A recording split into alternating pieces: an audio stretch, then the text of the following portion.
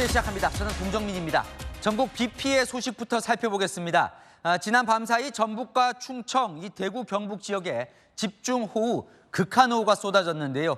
전북 군산은 시간당 146mm, 관측사상 최대치로 퍼부었습니다. 전국 피해 상황입니다. 사망 6명, 실종 2명, 도로 하천 제방 등 공공시설 391곳 파손, 이재민 3,500여 명. 자, 먼저 관측 사상 최대 비가 쏟아져 둑이 무너지고 마을이 잠겨버린 중부 지역부터 가보겠습니다. 공국진 기자입니다. 천둥과 벼락을 동반한 굵은 빗방울이 쉴 새 없이 쏟아집니다. 골목길은 황토물이 흐르는 하천이 됐고 계단은 거대한 폭포로 변했습니다. 집안에까지 들어찬 빗물은 크게 소용돌이를 칩니다. 주민들은 밤새 뜬 눈으로 가슴을 졸여야 했습니다. 처음 봤어요. 이렇게 큰 비 3시간 동안 퍼붓는데 그냥 갖다 부은 거지. 그냥 도로는 없고 그냥 뭐 한강이지 한강. 집들 막 침수돼가지고 난리지. 군산 어청도엔 새벽 1시쯤 시간당 146mm의 물폭탄이 쏟아졌습니다. 기상 관측을 시작한 이후 최다 기록입니다. 이 밖에 전북 군산에서도 시간당 131mm의 장대비가 내렸고 전북 익산과 충남 서천 등에서도 시간당 100mm를 훌쩍 넘는 비가 쏟아졌습니다. 강하고 많은 비가 내리며 곳곳에서 피해가 속출했습니다. 전북 완주의 한 마을에선 제방이 무너져 주민 18명이 고립됐습니다. 컨테이너 떠나갔어. 야, 이거 상황이 큰일 났네, 이거.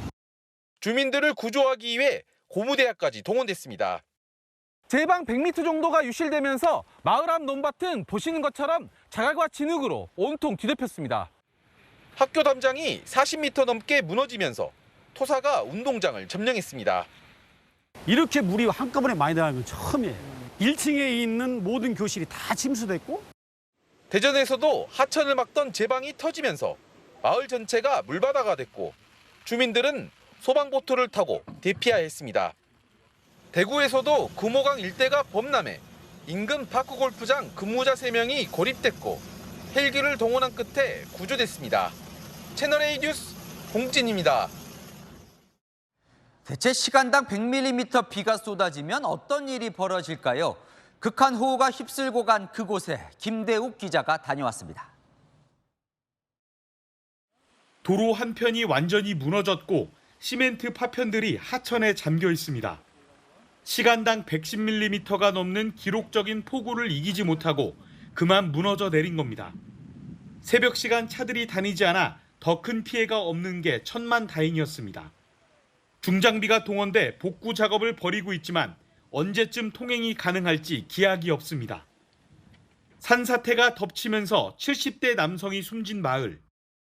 마을을 연결하는 진입로는 흔적도 없이 사라졌습니다. 사고가 난 집을 찾아가 봤습니다. 토사가 거실 안쪽까지 밀고 들어와 아수라장이 됐는데요. 부서진 잔해들도 어지럽게 널려 있습니다. 간신히 살아남은 강아지도 진흙투성이입니다. 저 건너편 아줌니가 완전 진흙 범벅돼가지고 119 신고 좀 해달라고 어디 있냐고 막 찾고 소리 지르고. 수도와 전기가 끊기면서 주민들은 개울물로 빨래를 하고 있습니다. 시간당 135mm의 기록적인 강우가 쏟아졌던 군산. 아파트 주차장은 뒷산에서 쓸려 내려온 토사물로 뒤덮였습니다. 차량들도 흙더미에 갇혔습니다.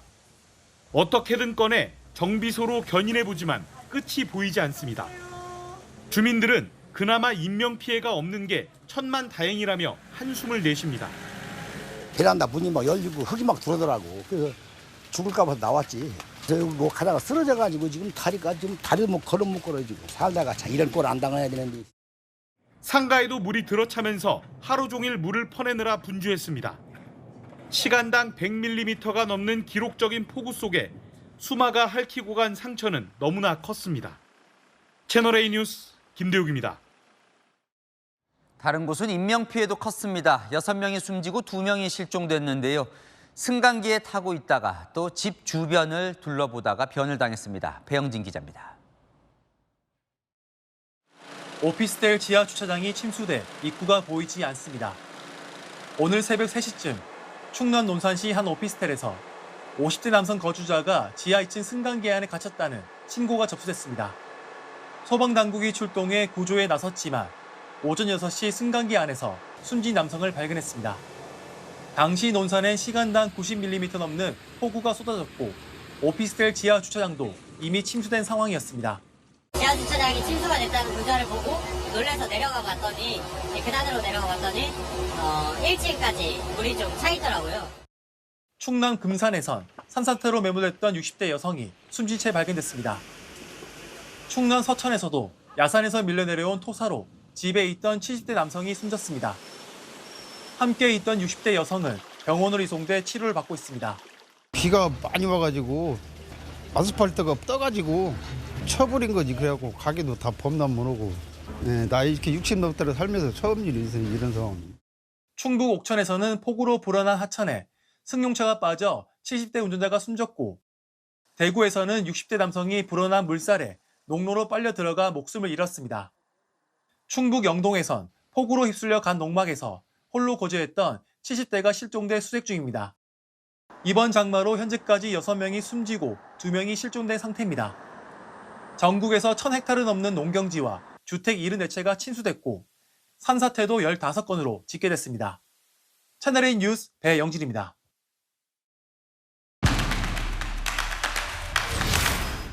네, 이 기록적인 폭우 원인은 무엇인지 앞으로 또 올 것인지 아는 기자 문화스포츠부 이현영 차장과 알아보겠습니다.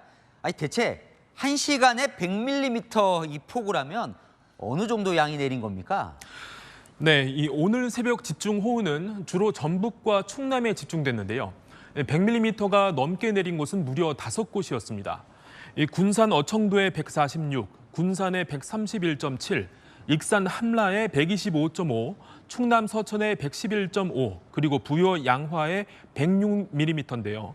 기상청이 시뮬레이션을 해봤더니 군산의 경우에는 200년 만에 한 번 오는 많은 양이라고 합니다.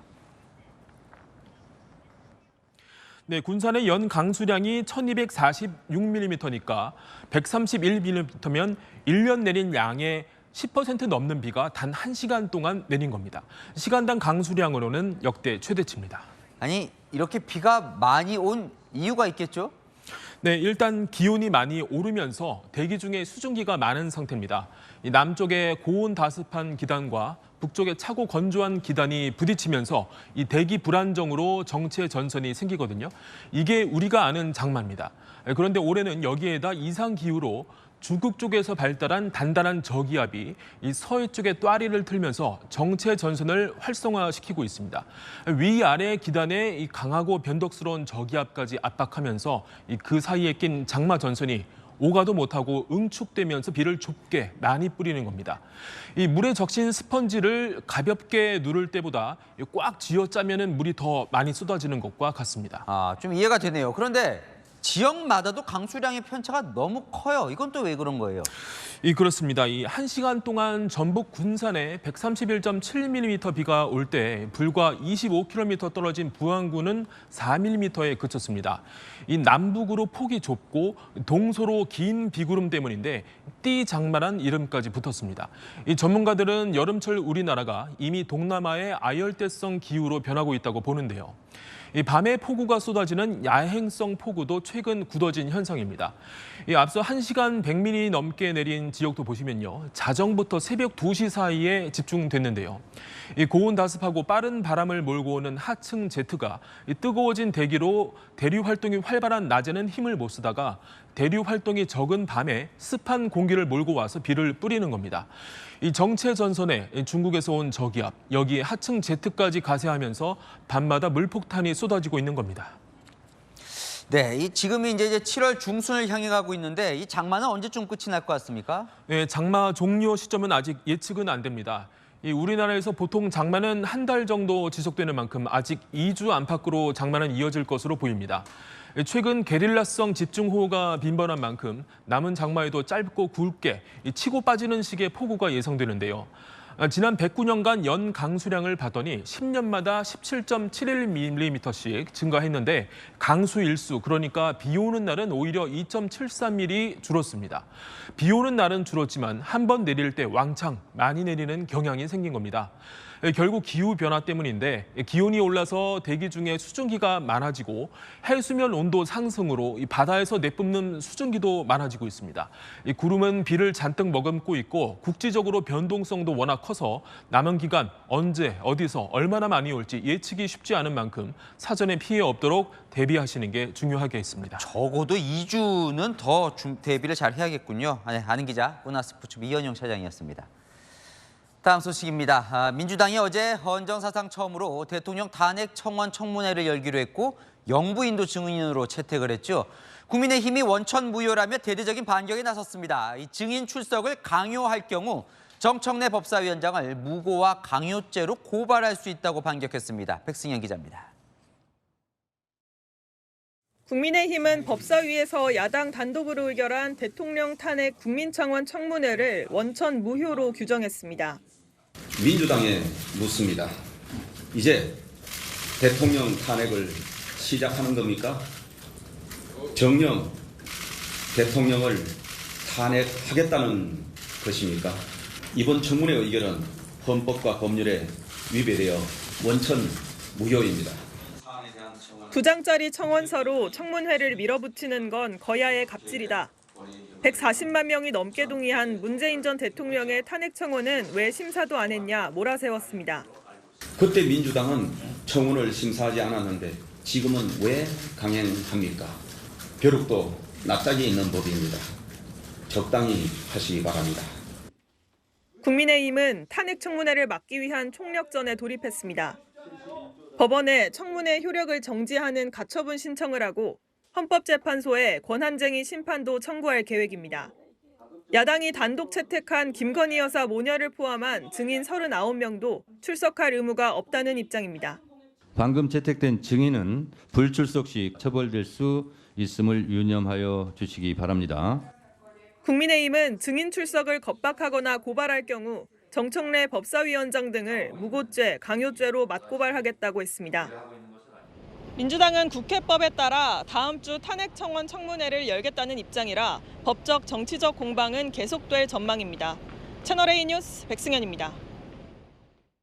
검찰이 이화영 전 부지사 재판에서 위증을 했다는 혐의로 이 전 부지사 측근 3명을 재판에 넘겼습니다. 곧 이재명 전 대표 대북 송금 재판이 시작되지요. 증인으로 나설 사람들에게 거짓 증언, 위증하지 말라 경고를 했다는 해석이 나옵니다. 공태현 기자입니다. 수원지검이 이화영 전 경기도 평화부지사 재판에서 위증을 했다며 기소한 사람은 모두 3명. 신명섭 경기도전 평화협력국장과 이 전 부지사의 수행비서 문모 씨, 운전기사 전모 씨입니다. 김성태 전 쌍방울그룹 회장과 비행기 옆자리에 같이 타고도 쌍방울 실제 사주인 걸 몰랐다며 부인한 증언과 쌍방울 등에서 급여 등을 받고도 이 전 부지사나 쌍방울과의 관련성을 부인한 증언을 위증으로 본 겁니다. 세 사람 모두 이 전 부지사와 장기간 경제적 의존과 상하관계를 이어왔다는 게 검찰이 파악한 공통점입니다. 검찰은 재판부의 진실 발견을 방해했다며 관련 재판에서 위증이 시도될 수 있어 엄벌해야 한다고 기소 이유를 밝혔습니다. 검찰이 언급한 관련 재판은 지난달 기소된 이재명 전 더불어민주당 대표의 대북송금 관련 재판입니다. 민주당과 이 전 대표는 대북송금 사건이 검찰의 조작 수사라고 주장해왔습니다.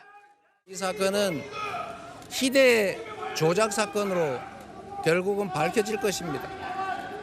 상식적인 선에서 판단을 해보십시오.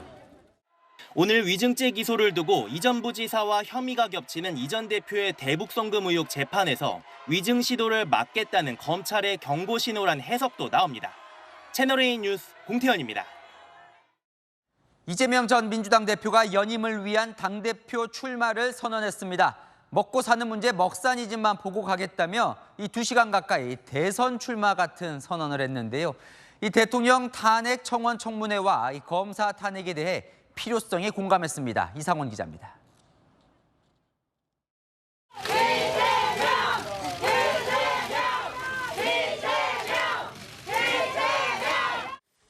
이재명 전 민주당 대표가 여의도 민주당사 당원존에서 연임을 위한 출마 선언을 했습니다.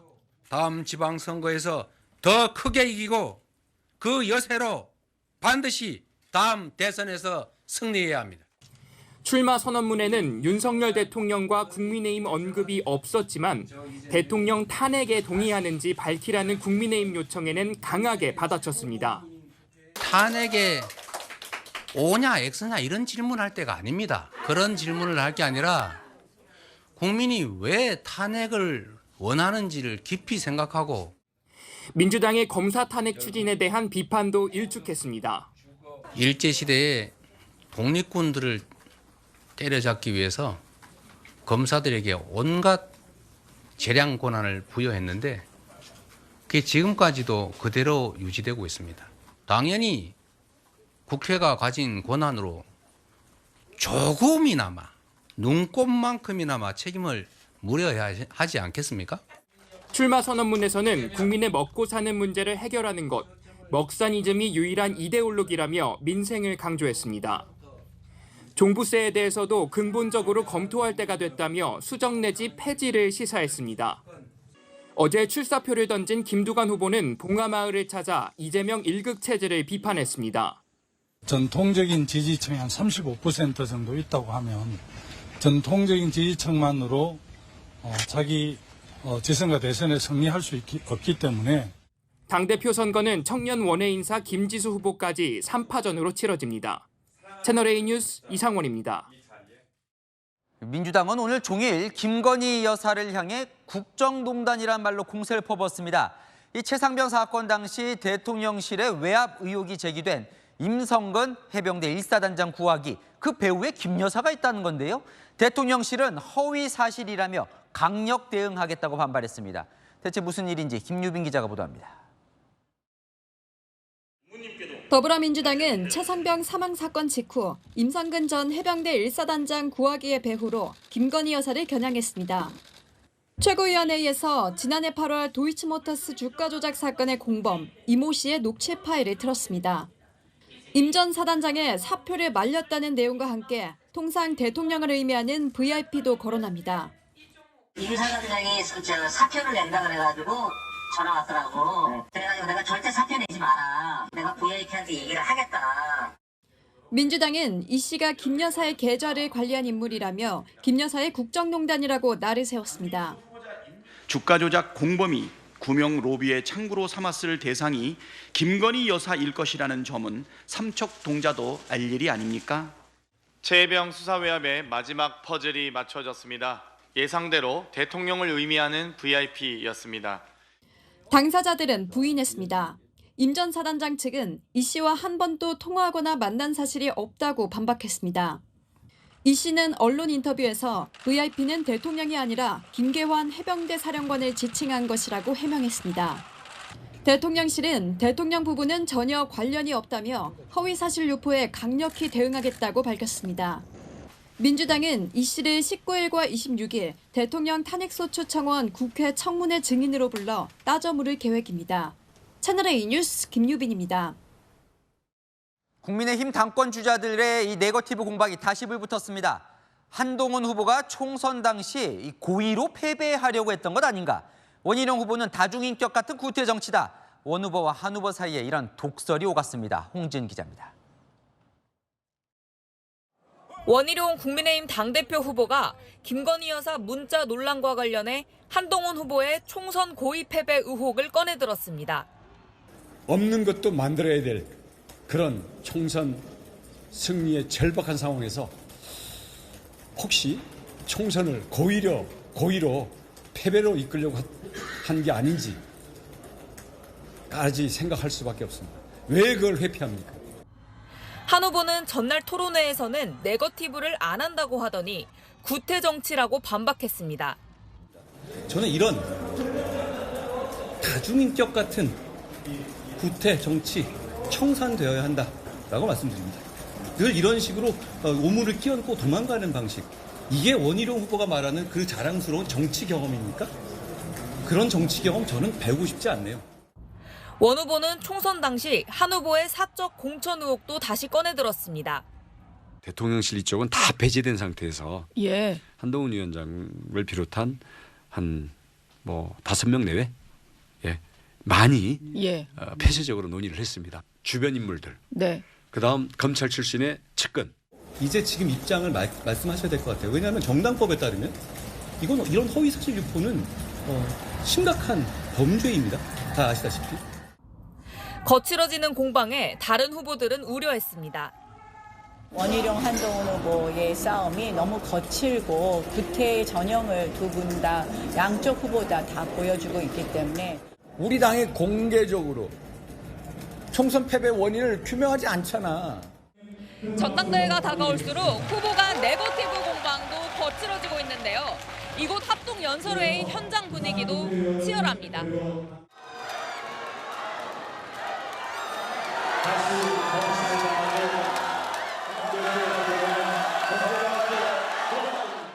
국민의힘 지지층 대상 조사에서 김 여사 문자 논란 이후에도 여전히 한 후보 지지율이 과반이 넘는다는 결과가 나왔습니다. 한 후보는 민심으로 평가했고 다른 후보들은 투표는 여론조사가 아닌 당원이 한다며 선을 그었습니다. 채널A 뉴스 홍지은입니다. 상혜란 기자와 여랑야랑 시작합니다. 첫 번째 주제 보겠습니다. 법을 어기면 죄가 되는 거 아닙니까? 아닙니다. 법을 왜곡하면 죄가 된다는 겁니다. 오늘 민주당 검찰개혁 TF가 그동안 예고했던 법 왜곡죄의 내용을 공개했습니다. 검사나 경찰 등이 법률 적용을 왜곡하거나 묵인할 경우 10년 이하의 징역에 처할 수 있다는 겁니다. 그러니까 저거는 수사하는 사람들을 처벌하자 이거죠. 네, 그렇죠. 민주당 의원 한 영화에 빗대서 이야기하더라고요. 터지면 대한민국 뒤집힌다. 대한민국에서 우리보다 센 놈 있으면 말 못하게. 그 영화에 보면 나오는 검사들은 단순히 영화에만 있을 줄 알았습니다. 어느 순간부터 단순히 영화에서 나오는 소재가 아니라 현실로 다가왔음을 느끼게 합니다. 그릇된 목적으로 실체적 진실을 왜곡하는 검사, 경찰 등이 대상입니다. 처음에 거론됐던 판사는 대상에서 빠졌습니다. 근데 저 법이 지난 국회에서도 발의가 됐었던 거죠? 네, 그때도 발의됐었는데요. 시기가 묘하다는 비판이 나옵니다.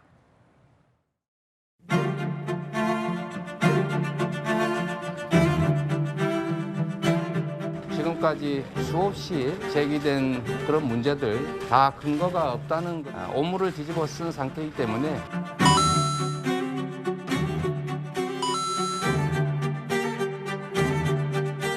정치 검찰을 이용해서 치졸하게 폭력적인 보복 행위를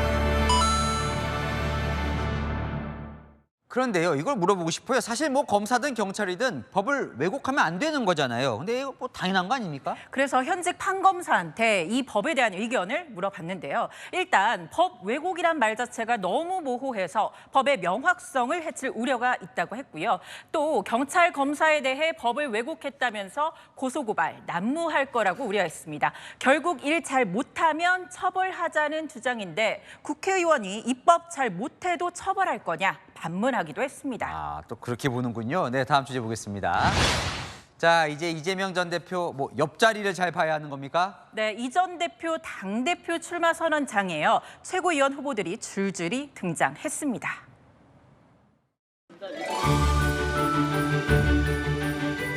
이재명.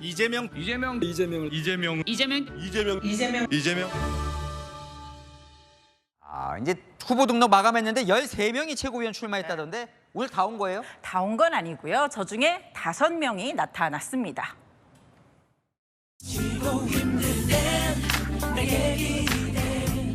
언제나 네 곁에 서 있을게.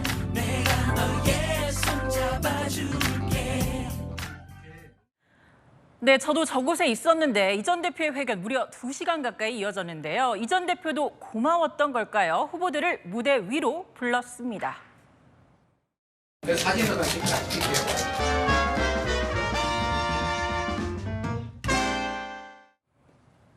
이 전 대표 옆자리 지키기 마지막까지 계속됐는데요. 가는 길까지 배웅했습니다. 네, 뭐예요? 저 계단을 뛰어내려간 사람 누굽니까? 바로 강선우 후보인데요. 이 대표가 먼저 엘리베이터를 타고 내려가자 놓칠세라 저렇게 뛰어간 겁니다. 오늘 출마 선언장에선 이런 해프닝도 있었습니다. 거꾸로 다신 것 같아서. 아, 그런가요? 죄송합니다. 이것도 하나의 가십거리가 되겠군요. 다른 의도는 전혀 없습니다. 네, 바로 사과하더라고요. 네, 주제 하나 더 보겠습니다. 진중권 교수, 김건희 여사 두 사람 통화가 오늘 종일 시끄러워요. 맞습니다. 스페인에 있는 진 교수요. 오늘 김건희 여사와의 통화 내용을 폭로했습니다. 총선 직후에 57분간 통화를 했다고 주장했는데요. 통화의 핵심 내용은 김건희 여사가 총선 때 명품백 논란과 관련해 사과 의향이 있었지만 주변에서 극구 만류를 했다는 겁니다. 자, 그래서 그 말린 사람이 누구냐 정치권이 한참 찾기도 하던데 진 교수는 이걸 왜 공개한 거예요? 당시에 저희가 찾아보니까 공개적으로 사과를 말린 사람들은 주로 친윤들이었거든요. 친윤계는 최근 한 후보가 김 여사의 문자를 읽씹해서 사과 기회를 놓쳤다고 주장하고 있지만 정작 당시 사과를 막은 건 김 여사 주변의 친윤계라고 비판을 한 겁니다. 그러면 한 후보에게는 도움이 되는 내용인데 한 후보는 뭐라고 합니까? 한 후보, 이 진 교수의 폭로에 이렇게 호응했습니다. 저는 오히려 이런 얘기를 보면서 제가 정말 반드시 당선돼야겠다라는 다짐을 해봅니다.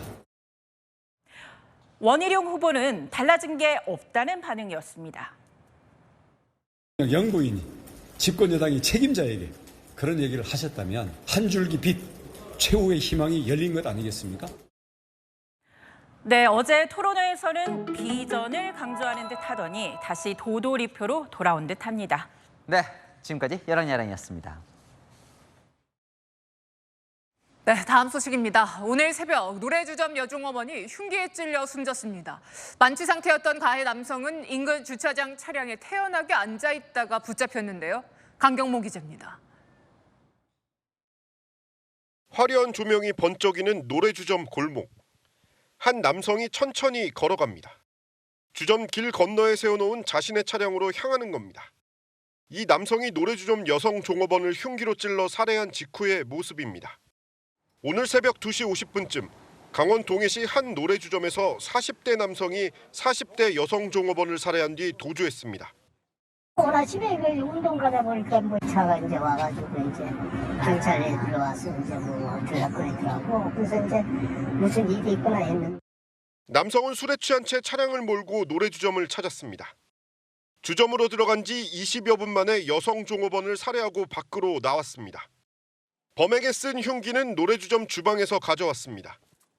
과거에도 노래주점을 수차례 방문해 여성 종업원과 아는 사이였던 것으로 전해졌습니다.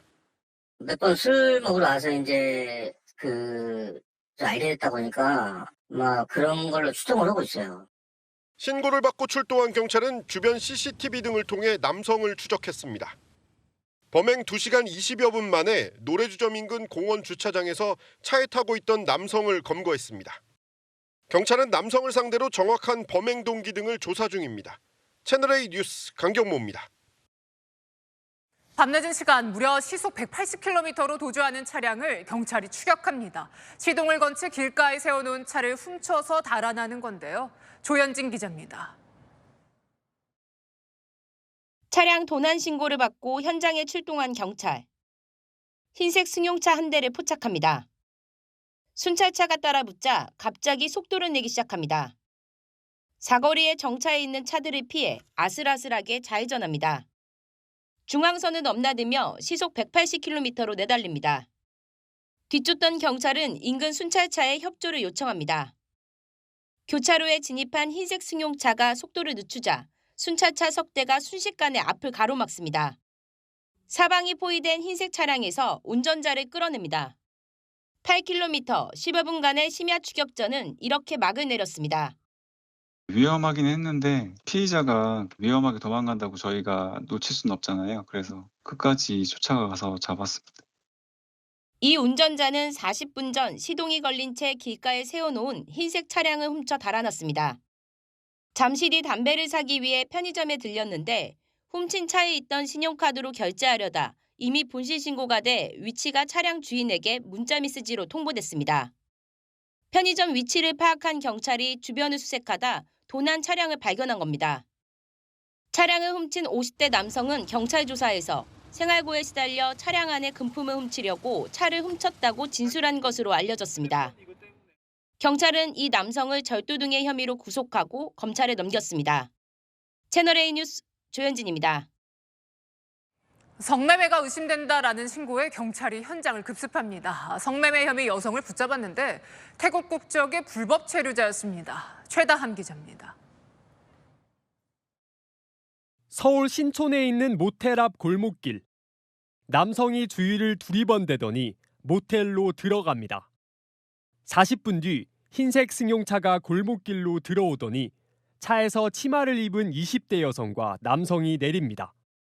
잠시 뒤 경찰이 출동해 모텔로 들어갑니다. 모텔로 들어갔던 여성이 경찰관을 뿌리치고 달아나려고 하자 밖에서 대기 중인 다른 경찰이 붙잡습니다. 20대 여성은 성매매 혐의로 현행범으로 체포됐습니다. 성매매 혐의 여성은 이곳에서 곧바로 경찰에 붙잡혔습니다. 경찰은 성매매 여성의 신분을 조회했는데 알고 보니 태국 국적의 불법 체류자였습니다. 경찰은 남성이 객실에 여성을 넣어주고 떠났는데 성매매로 의심된다는 목격자 신고를 받고 출동했습니다. 태국인 여성에겐 성매매와 불법 체류 혐의가 적용됐고 성매수 남성도 임의동행해 조사했습니다. 성매매 여성을 모텔에 두고 떠났던 알선자도 검거했습니다. 동선상이라고 커피를 한 물건 움직이는데. 체포한 태국인 여성은 경찰에서 성매매 혐의 등을 조사받은 뒤 본국으로 강제 추방될 것으로 전해졌습니다. 채널A 뉴스 최다함입니다. 대학교 구내식당에서 갑자기 중년 남성이 쓰러졌는데 천만다행으로 의식을 되찾았습니다.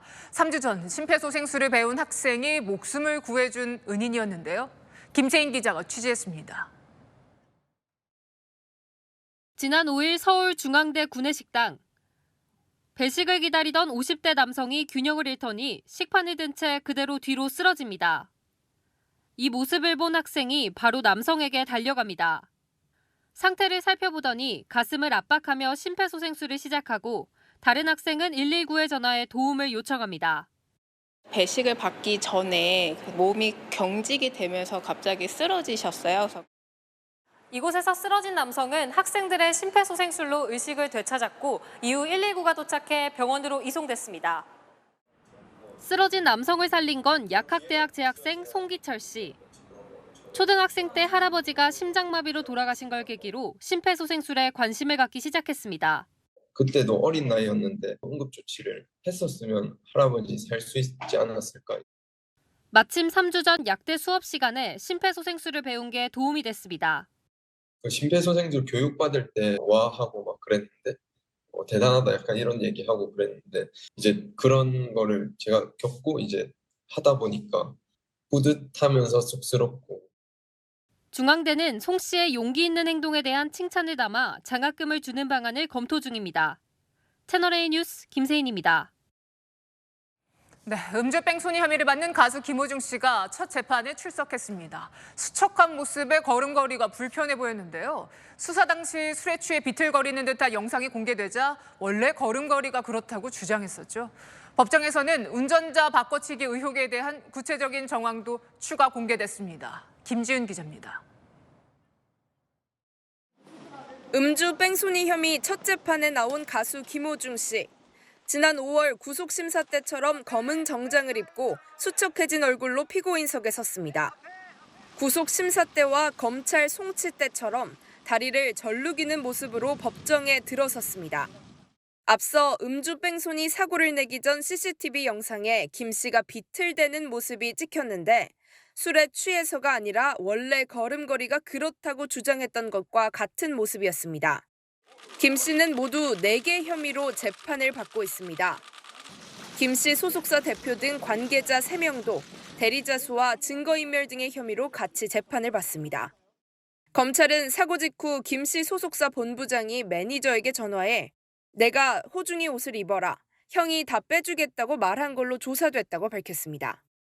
운전자 바꿔치기 정황이 더 구체적으로 드러난 겁니다. 이들은 오늘 차량 블랙박스 저장 장치를 삼키거나 화장실 변기통에 버려 증거인멸을 시도한 혐의도 시인했습니다.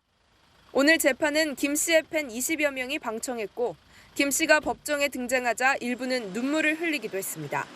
채널A 뉴스 김지윤입니다. 아리셀 배터리 공장 화재 유족들, 화성시가 숙식 지원을 순차적으로 중단하겠다고 밝히자 시장실에 진입하려다가 공무원들과 충돌했습니다. 이 과정에서 공무원들이 다쳤는데요. 어떻게 된 일인지 이기상 기자가 전해드립니다. 어제 오후 화성시청 시장실 앞.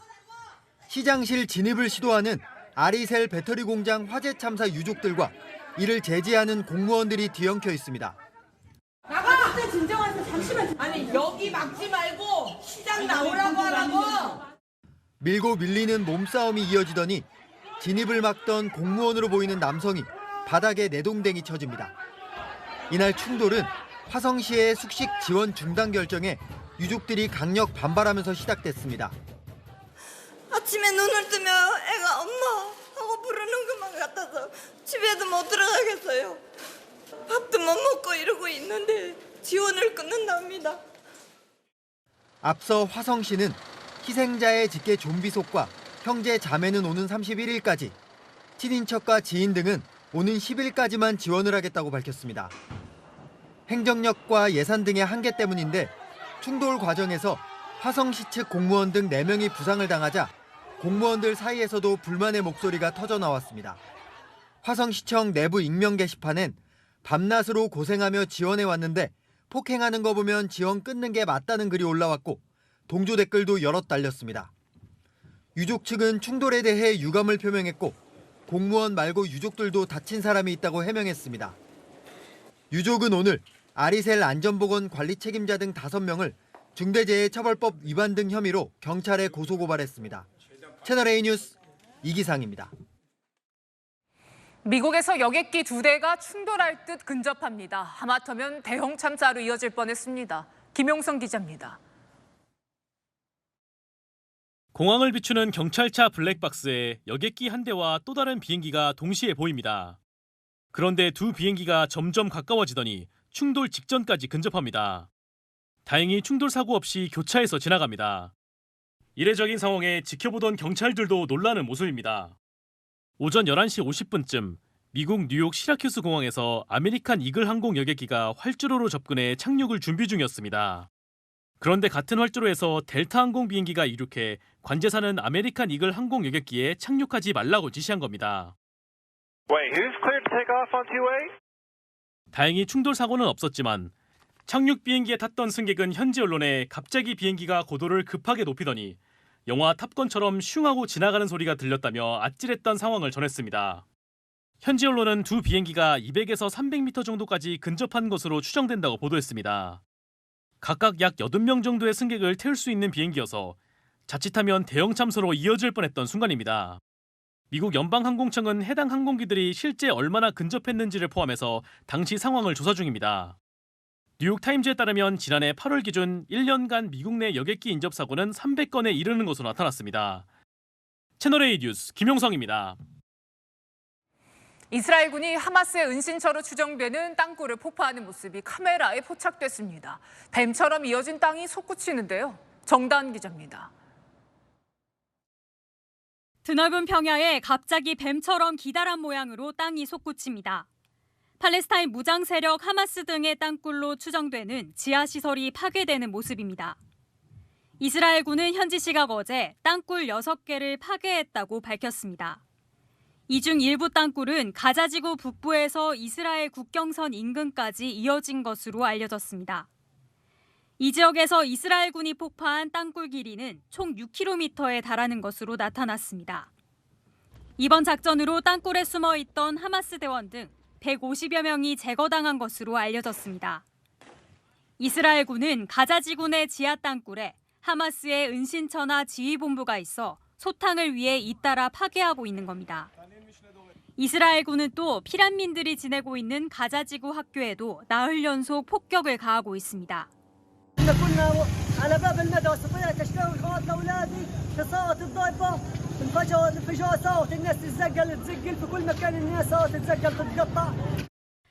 이번 공습으로 어린이를 포함해 최소 29명이 숨진 것으로 알려졌습니다. والله موجود في مدرسة المتنبي يعني مع مجموعة من المواطنين على باب المدرسة يعني هل لو انه بدهم يقتلوا لحال بس عندنا الاطفال 이스라엘군은 학교에 숨어있는 하마스 무장 조직원을 겨냥한 것뿐이라고 해명했습니다. 최근 양측 간 휴전 협상이 재개됐다는 보도도 나왔지만 무력 충돌이 이어지면서 타결은 요원하다는 분석이 나옵니다. 채널A 뉴스 정다은입니다. 일본은 40도에 가까운 재해급 폭염에 고통받고 있습니다. 열사병 환자가 속출하며 19명이 숨졌는데요. 일본 여행 계획하는 분들 더위 조심해야겠습니다. 도쿄에서 김민지 특파원입니다. 시민들이 양산으로 햇빛을 가리고 휴대용 선풍기에 의지해 열기를 식힙니다. 관광객들은 그늘에서 잠시 열기를 피해보지만 더운 바람을 이기지 못합니다. 도쿄의 대표 관광 명소인 도쿄타워엔 무더위 쉼터가 설치돼 더위에 지친 관광객들이 몰렸습니다. 아직 초여름이지만 최근 도쿄는 일주일 동안 한낮 기온이 30도를 넘는 찜통 더위가 이어졌습니다. 도쿄 인근 지바현 등엔 열사병 경계 경보가 내려졌고 시즈오카현에선 사흘 전 낮 최고 기온이 40도까지 올랐습니다. 오늘은 일본 동북 지역을 중심으로 비까지 내리면서 습도가 높아져 그야말로 찜통입니다. 외국인 관광객이 주로 다니는 긴자거리에 이렇게 쿨링포그가 설치돼 행인들의 더위를 식혀주고 있습니다. 디즈니시 갔다 왔는데 그때 저희들이 죽을 뻔했습니다. 너무 더워가지고 더 더운 것 같습니다. 열사병 환자도 급증하고 있습니다. 일본 소방청에 따르면 열사병 이송 환자가 일본 전역에서 9,100명 넘게 발생해 지난주보다 4배 이상 많았습니다. 이 중 19명은 숨졌습니다. 일본 응급의학회는 고령자나 어린이가 열사병에 취약하다며 수분과 염분을 보충하고 실내에서 적절히 에어컨을 사용하길 당부했습니다. 도쿄에서 채널A 뉴스 김민지입니다. 인도 모디 총리가 러시아를 방문 중입니다. 푸틴 대통령의 면전에서 할 말을 했는데요. 러시아군의 미사일 공격에 무고한 어린이들이 죽어갔다고 꼬집은 겁니다. 송진섭 기자입니다. 5년 만에 러시아를 찾은 나렌드라 모디 인도 총리를 블라디미르 푸틴 대통령이 반갑게 포옹합니다. 푸틴 대통령이 직접 골프 카트를 몰며 관저 주변을 안내하고 영예의 훈장까지 수여합니다. 하지만 정상회담 자리에서 모디 총리가 소신 발언을 하자 분위기는 급변했습니다. जानहानि होती है तो बहुत पीड़ित होता है, लेकिन उसमें भी जब मासूम बच्चों की कत्ल होती है, मासूम बच्चों को मरते हुए देखते हैं बम बंदूक और गोलियों के बीच. 회담 전날 러시아가 우크라이나 키이우 어린이 병원 등에 대규모 미사일 공습을 감행한 것을 지적한 겁니다. युद्ध के मैदान में समाधान संभव नहीं होता. 쓴소리가 이어지자 푸틴 대통령은 머리를 극적이거나 눈을 껌뻑이는 등 불편한 기색을 숨기지 못했습니다. 답변도 짧았습니다. В том числе пытаетесь найти какие-то пути к решению и украинского кризиса, и, конечно, прежде всего мирным путем. 우크라이나 측은 이번 공습으로 최소 43명이 숨졌다고 밝힌 가운데 현지 시각 어제 열린 유엔 안전보장 이사회 긴급 회의에서도 러시아 규탄 목소리가 이어졌습니다. Abundantly clear, Putin is not interested in peace. 러시아는 이번 인명 피해가 우크라이나 방공 미사일이 병원에 추락해 발생한 것이라고 주장하고 있습니다. 채널A 뉴스 송진섭입니다. 배달업계 1위 플랫폼 배달의 민족이 또 중개 수수료를 올렸습니다. 최근 한 달간 3차례 수수료 인상과 유료화 발표가 이어졌는데요. 배민만 배를 불리는 것 아니냐, 외식업주와 소비자 모두 반발이 거셉니다. 이준성 기자입니다. 배달의 민족이 다음 달부터 배달 중개 수수료를 9.8%로 3%포인트 인상합니다. 경쟁사인 쿠팡이츠와 동일한 수준입니다.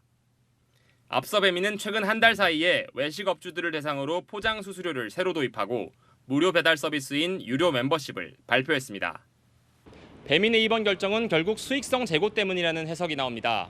하지만 외식업주들의 늘어난 비용 부담은 결국 음식값 인상으로 이어져 소비자들에게 피해가 전가될 전망입니다. 늘어나면 늘어날수록 자영업자 마진율은 0에 가까워지겠죠. 그러면 결과적으로는 음식 가격을 올리는 거죠. 그것밖에 사실 방법이 없는 거죠. 소비자들 역시 음식값 상승을 우려합니다. 제가 식당 주인이라도 올릴 것 같아요. 갑질이라고 해야 될까? 전 좀 약간 개인적으로 그런 생각을 갖고 있어요. 배민만 배를 불리는 상황인데 모기업인 딜리버리 히어로의 수익성 압박이 심해졌기 때문이란 해석이 나옵니다. 유럽연합 반독점법을 위반해 6천억 원에 달하는 벌금을 부과받을 상황에 처했습니다. 지난해에도 배민은 모기업에 4천억 원 이상을 배당했습니다. 배민 측은 이번 수수료 개편이 모 회사 상황과는 무관하다고 해명했습니다. 채널A 뉴스 이준성입니다.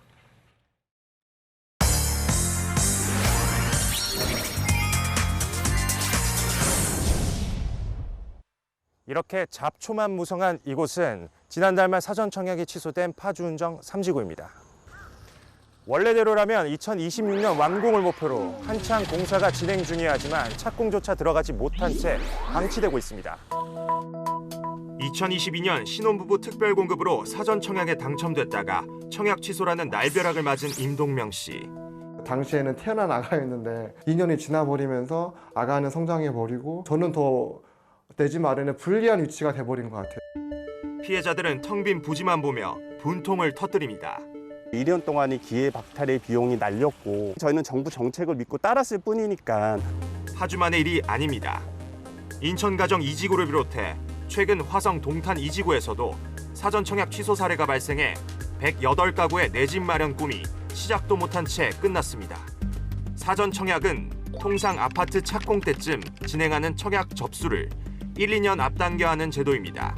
집값이 천정부지로 치솟던 2021년 7월 문재인 정부 당시 주택시장 수요를 분산시켜 패닉바잉을 막겠다는 취지로 도입했습니다. 공급에 대해서 걱정하시는 분들이 많기 때문에 사전 청약을 늘려서 수요를 사전에 좀 분산시키면서 하지만 부지 조성도 마무리하지 않은 채 사전 청약부터 받으면서 당시에도 미봉책이란 비판이 제기됐습니다. 결국 사업비 증가로 본 청약이 기약 없이 밀리는 단지가 속출하면서 지난 5월 사전 청약 제도는 폐지됐습니다. 본 청약 일정에 맞춘 사전 청약 당첨자들만 손해를 보게 됐지만 정부는 시행사에 책임을 돌립니다. 국토부는 채널A에 민간 사전 청약은 주체가 시행사라 대응책 마련을 강요할 수 없다고 답했습니다. 일각에선 전 정부에서 벌인 일이라 현 정부가 수습에 소극적인 것 아니냐는 지적도 나옵니다. 시행사는 어쩔 수 없다는 반응만 보입니다. 건설 자재비 오르고 하면서 시공사 선정을 지금 못하게 됐고 PF까지도 다 영향을 주기 때문에 어쩔 수 없이 이제 사업을 취소할 수밖에 없는 상황이 된 거죠. 정부의 임기응변식 부동산 대책에 국민들만 피해를 보게 됐습니다. 경제카메라 김재혁입니다. 의료 공백을 해소하려는 정부, 오는 9월 전공의들이 복귀할 수 있게 유도하는 중이죠. 이 과정에서 지역병원의 전공의들이 수도권으로 대거 이탈할 거라는 우려가 나왔는데 정부가 관여구의 이동을 제한하는 방안을 검토 중입니다. 홍란 기자입니다. 전공의들을 수련시키는 수련병원들이 오는 9월 전공의가 복귀하더라도 동일 권역 내 병원에만 지원하게 해달라고 정부에 요구했습니다. 정부는 전공의 복귀를 위해 사직 1년 이내라도 같은 연차와 전공으로 돌아올 수 있도록 방침을 완화했습니다. 그런데 지역 제한은 없는 탓에 지역병원 전공의가 수도권 인기과로 이탈할 거라는 우려가 나오고 있는 겁니다. 복지부 관계자는 긍정적으로 검토 중이라며 전공의들의 원활한 복귀를 위한 요구라고 생각한다고 말했습니다. 대한수련병원협의회는 이 외에도 정부가 요청한 복귀 시한을 오는 15일에서 22일로 연장할 것을 요청했습니다. 또 사직서 수리 시점 또한 정부 방침인 6월 대신 2월로 하기로 했습니다. 복지부 관계자는 사직 시점과 관련해 병원장들에게 위임한 만큼 개입할 생각은 없다고 한 발 물러섰습니다. 최대한 복귀 걸림돌을 제거해 의료 공백을 해소하려는 의도로 풀이됩니다. 하지만 전공의들은 여전히 시큰둥합니다. 한 빅5 병원 사직 전공의는 채널A와의 통화에서 정부의 유인책들은 부수적이고 관심도 없다며 의대 정책 원점 재검토 없이는 돌아가지 않을 것이라고 밝혔습니다. 정부가 단지 전공의를 복귀할 수 있는 방법을 발표한 거라서 현재 전공의들은 해결된 게 아무것도 없기 때문에 복귀할 의사가 없는 거죠.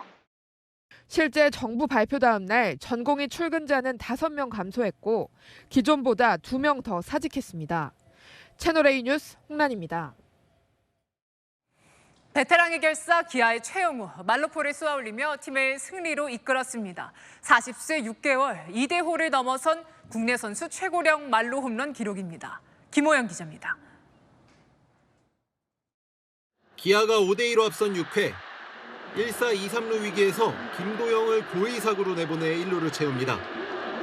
LG 염경엽 감독은 무서운 신예 김도영이 아닌 최영우와의 승부를 택한 겁니다. 최영우 맞춤 좌완 투수까지 올렸습니다. 하지만 최영우는 가운데로 몰린 실투를 놓치지 않았고 배트를 떠난 공은 그대로 담장을 넘어갔습니다. LG의 고의사구, 여기에 좌투수까지 기용했지만 최영우는 달랐습니다. 리그 최고의 클러치 히터 최영우의 그랜드슬램. 83년생인 최영우는 40세 6개월로 2대5를 제치고 국내 선수 최고령 말로 홈런을 기록한 겁니다. 다만 외국인까지 대상을 넓히면 최고령 그랜드슬램 기록은 41세 3개월로 롯데의 펠릭스 호세가 갖고 있습니다. 어렸을 때부터 이제 그 타점 찬스는 좀 많이 즐기면서 들어갔기 때문에 이제 주자가 좀 많이 있구나 뭐 이러면서 기분 좀 좋게 들어간 거 있는데 뭐 예전처럼 앞에서 거르고 이런 걸로 막 그런 기분은 없습니다. 1위와 2위의 대결로 관심을 모았던 기아와 LG의 경기는 최영우의 말로 홈런 이후 승부는 기아로 기울었습니다. 기아는 LG와의 게임차를 4.5경기로 벌렸습니다.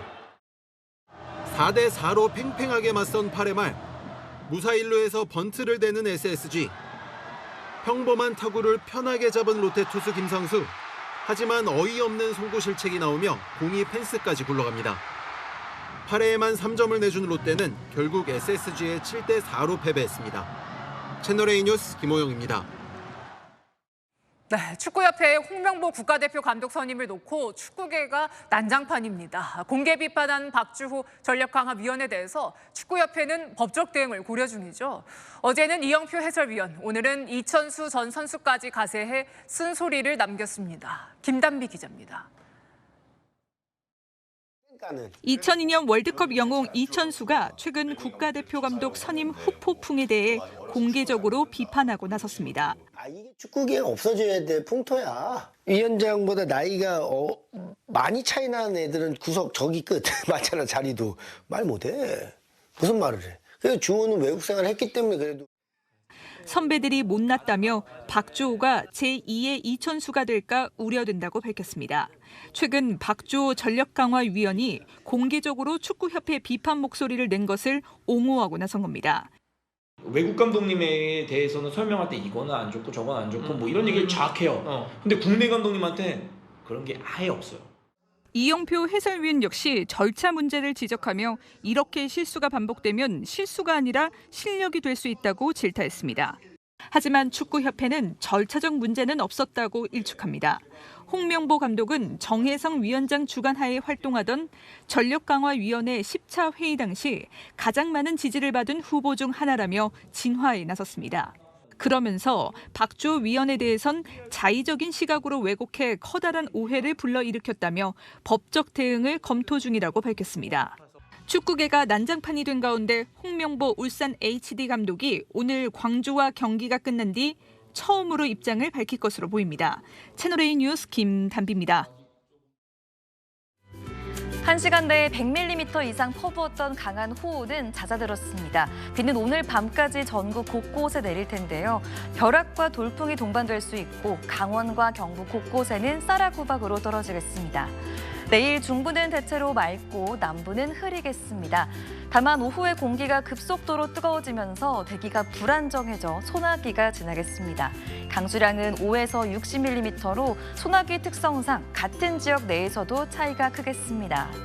한편 내일도 무덥습니다. 특히 수도권과 강원은 폭염특보 수준의 더위로 체감온도는 33도를 넘겠습니다. 내일 한낮에 서울과 강릉 31도, 대전과 대구 30도까지 오를 전망입니다. 당분간 중부지방은 30도를 웃돌겠고 남부와 제주에는 비가 오락가락하겠습니다. 날씨였습니다. 100년에 한 번 올 법하다는 비가 해마다 내립니다. 이 정작 우리가 사는 도시와 마을은 이런 극한 호우엔 속수무책입니다. 하천 옆 제방은 100년에 한 번, 하수도는 10년에 한 번. 이 시설들 태반이 이런 예전 호우 기준에 맞춰 지어졌기 때문이죠. 극한 호우가 일상이 된 거라면 우리가 사는 곳도 그에 맞춰서 극한 대비를 해야겠지요. 마침표 찍겠습니다. 기상이변은 더 이상 이변이 아닙니다. 뉴스에 마칩니다. 감사합니다.